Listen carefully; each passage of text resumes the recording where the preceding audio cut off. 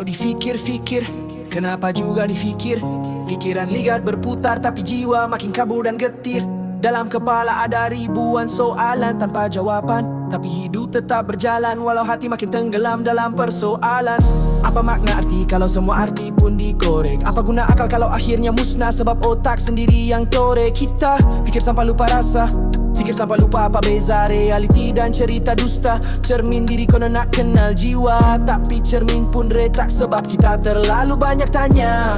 Apa guna tanya tentang tujuan kalau langkah pun masih tak tahu hala jalan? Apa manya pertancita kalau difikir-fikir, kenapa juga difikir?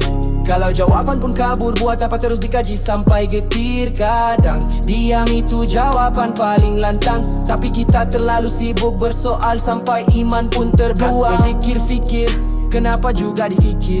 Kalau jawaban pun kabur, buat apa terus dikaji sampai getir? Kadang diam itu jawaban paling lantang, tapi kita terlalu sibuk bersoal sampai iman pun terbuang.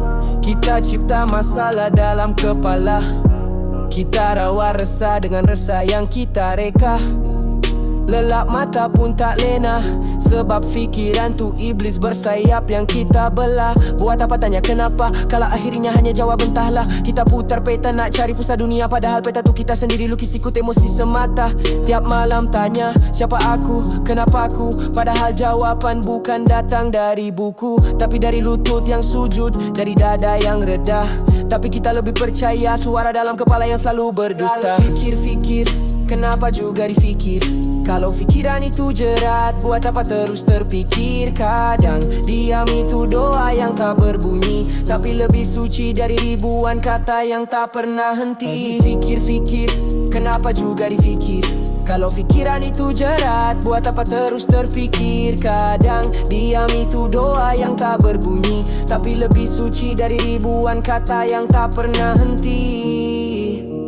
Kau tanya siapa kau, tapi kau tak pernah tenang untuk dengar siapa jawab.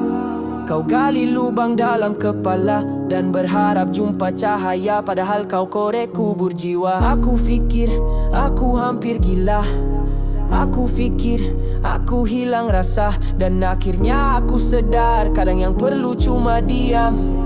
Biar Tuhan jawab semua teka-teki yang kau cipta sendiri.